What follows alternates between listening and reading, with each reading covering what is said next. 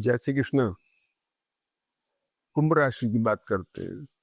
अब इस वीक में सबसे इंपॉर्टेंट चीज क्या है कि वृश्चिक, धनु, मकर और कुंभ, ये चार चंद्रमा के संचार इस वीक में है। तो चारों राशियां इस वीक के लिए इंपॉर्टेंट होंगी क्योंकि इनके ऊपर चंद्रमा का संचार रहेगा।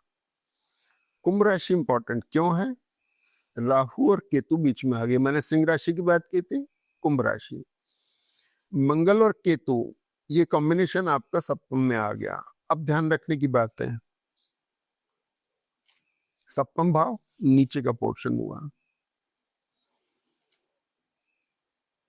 यूरोलॉजिकल प्रॉब्लम, हेमोरॉइड्स की प्रॉब्लम, एक्यूट एसिडिटी होना, स्पाइन में पेन होना, ये सारी चीजें, बहुत कुछ।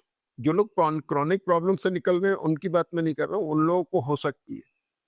उन लोगों को तो परेशानी है ही, इस समय बढ़ सकती है। दूसरी बात, जिनको नहीं है फिर भी होती है तो उनको फाइबर रिच डाइट लेनी चाहिए। पेट की तकलीफ का ध्यान रखें, एसिडिटी से बचने की कोशिश कर रहे हैं। स्पाइन में पेन हो सकता है, कमर में दर्द हो सकता है, लेकिन आपको ध्यान रखना है थोड़ा सा।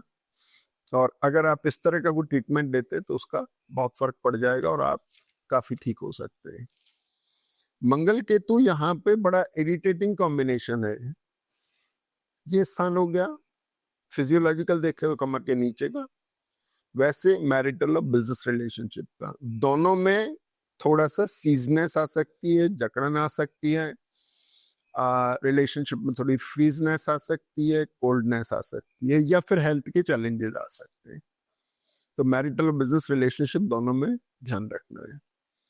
अगली बात, दूसरा कॉम्बिनेशन हो गया गुरु सूर्य का। गुरु सूर्य का कॉम्बिनेशन आपका पंचम भाव में है। बहुत अच्छा है, बहुत प्लीजेंट है, क्योंकि गुरु एक तरफ तो धनेश हो गए और दूसरे लाभेश हो गए, और सूर्य आपके मैरिटल रिलेशन के कारक हो गए। तो दशम से दशम होकर के सूर्य भी इसके, तो इसलिए प्रोफेशन पार्ट पर ये बेटर रहेगा। लेकिन आपको रिलेशनशिप मेंटेन करने हैं, एग्रेसिव नहीं होना है।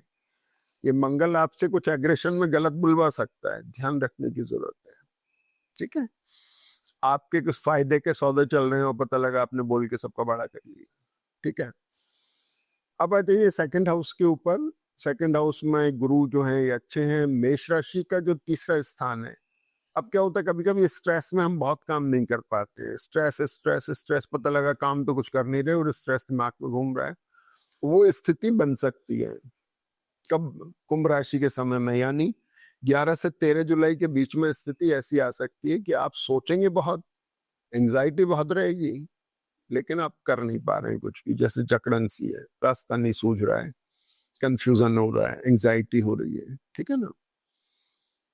तो ये हमने बात कर ली इसकी।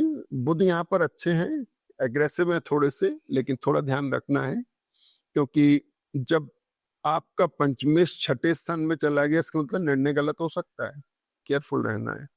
लेकिन निर्णय गलत नहीं होगा, गुरु आपको संभाल लेंगे। अगली बात जो होती है, सबसे इंपॉर्टेंट कॉम्बिनेशन जो है, ये धनु राशि है, इसके ऊपर गुरु और शनि की दृष्टि है जो इसको एक्सप्लोर कर रहा है। ये एक बेटर कॉम्बिनेशन है। अब इस जन्म पत्री को पूरा अगर अपन देखें तो नतीजा क्या निकलता है कि प्रोफेशनल स्ट्रेस, मैरिटल और बिजनेस रिलेशनशिप का स्ट्रेस और फाइनेंस को लेके कंसर्न, ये चीजें आ रही हैं। थोड़ा एहतियात बरतिए, चीजें बहुत अच्छी हो जाएंगी। वृश्चिक का चंद्रमा थोड़ा स्ट्रेसफुल जाएगा 7 से 9 जुलाई। धनु का चंद्रमा अच्छा जाएगा, बेनिफिशियल होगा। और इसके बाद मकर और कुंभ का चंद्रमा भी आपका बेटर जा रहा है। कुंभ का चंद्रमा स्ट्रेसफुल जा सकता है, खासतौर पे ये 13 जुलाई के बाद का समय आएगा, वो हम बाद में बात करेंगे। बाकी अभी जो भी ग्रहों के असर आ रहे हैं, इनका फायदा उठाएं और एहतियात बरतते हुए अपने व्यवहार में कोशिश करें, सफलता मिलेगी। जय श्री कृष्ण।